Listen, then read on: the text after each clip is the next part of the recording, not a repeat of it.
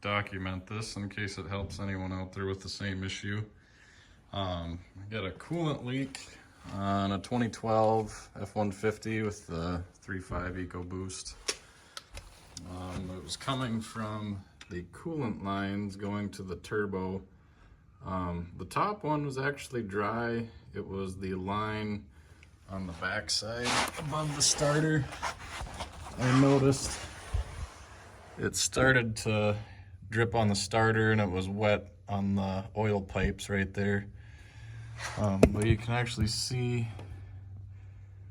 I got the old fitting out. I got both pipes out. Left the turbo in place. All I did was remove the starter. Remove the wheel, obviously, and the inner fender well.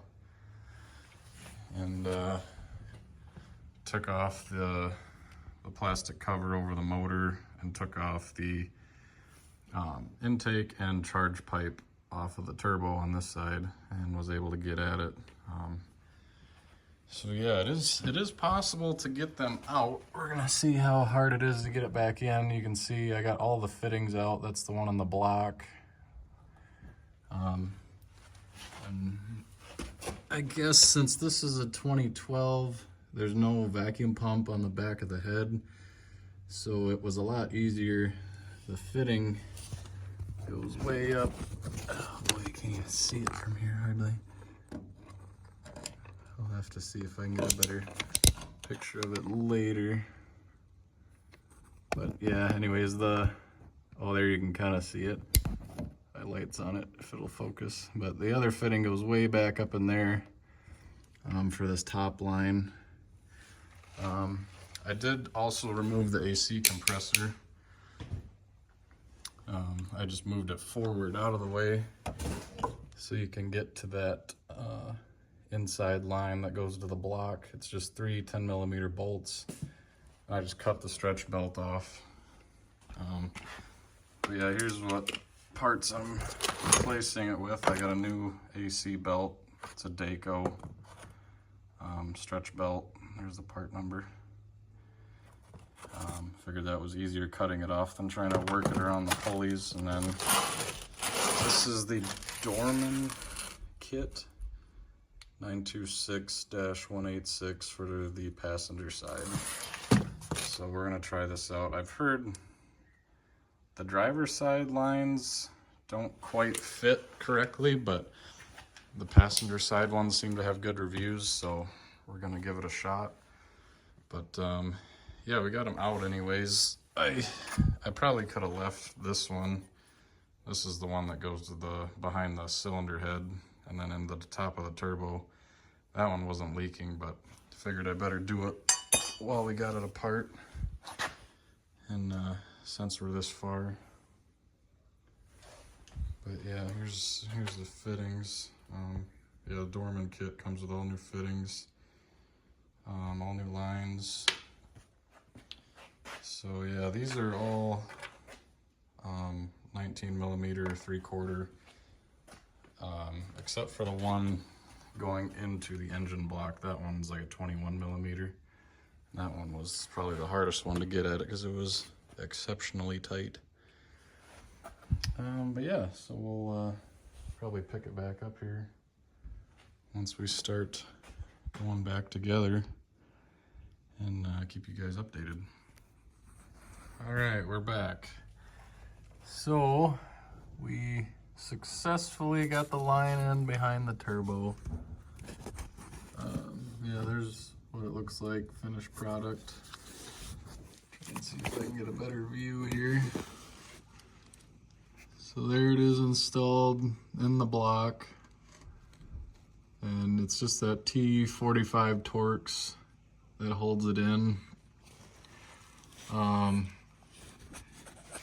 So yeah, I guess first I installed the fitting on the turbo side. I left the one out of the block and put the line on and bent it back a little, put the fitting in the block, and then shoved the line in that way. It took a long time. I probably spent at least two and a half hours getting just that part in. It's really hard to get at. I had to bend the line this way a little to get it to go into the turbo, because this was just, it hit the block and it wasn't the right angle to get clipped in the turbo side. So I just held this with the vice grips and bent it a little that way. This one's really bent to get it out. But yeah, this one clips into the turbo. And then the one on the block doesn't actually clip in. Yeah, the only thing that holds it is that bolt, but this bracket is bent, obviously. So yeah, once I got it in the turbo side, I just took a pry bar and I kind of pushed forward on that bracket there till it slipped into the block. And then it took quite a bit of persuasion to get it the rest of the way in till it finally seated itself. So yeah, I think it would maybe almost be better if a guy got the factory lines that aren't the stainless steel, because these seem pretty easy to bend. You can kind of manipulate them how you want, but the Dorman kit, they're pretty hard to bend. So yeah, I mean, I think it's fine for the line coming down from the cylinder head and back, but that one behind the turbo is really hard to get into place. But I just screwed the fitting in back here. Let's try and zoom in here. Let's see where we're working at. Yeah, it's a ways back in there, but yeah, there's the fitting right there. So it's just loose in there. I gotta tighten that up, and then put the last fitting in the top of the turbo and get the last line on, and then I'll probably fill up the coolant, make sure we got no leaks, and finish putting the starter and everything else back on. But yeah, it pretty much drains your entire system, because I don't know, I only got probably 6 quarts out of the radiator, and then I got at least that out of the block. So I think yeah, I think these hold maybe 16 quarts total, so that's almost the full capacity there. But yeah, we're gonna get this outside one on and go from there. All right, so I am to the step of putting the belts back on. Got the AC compressor mounted. It's just 3 10mm bolts. There's one there, and then 2 in the front, just those there. And yeah, you can see why you got to take it off, because that line runs right behind it.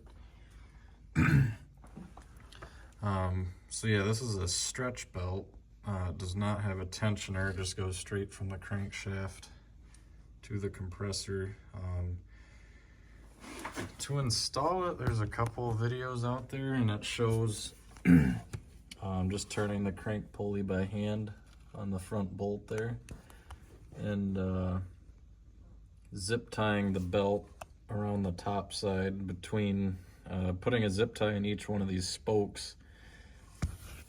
And I tried that, and it turned so hard I couldn't even turn it with my 1/2-inch ratchet, so I ended up just using a push button switch clipped to the starter leads, and I bumped the engine over by hand to get the belt to go on, because I just couldn't turn the crankshaft by hand. It was getting too tight. But there's a couple of different videos out there of how to put that on. So yeah, I think I'm gonna put the water pump belt on. And yeah, another thing, it'd probably be a good idea to make sure you don't have a water pump issue while you're doing this. It'd be a good time while the coolant's drained if you need to change yours. This one's already been done. You can see it's a 3-bolt pulley on the front. The originals were a 4. So yeah, if somebody's replaced it with an OEM Ford water pump, it should be a 3-bolt design now. So yeah, this one's been done before and it still feels really good. Spins over fine, it's not leaking. So yeah, I'm just gonna leave that. But yeah, we got it filled up. I let it sit for a day at least, and I haven't had any leaks off the fittings, so I think we're gonna keep putting it together, and I feel pretty confident it's not gonna leak, so we'll keep you updated.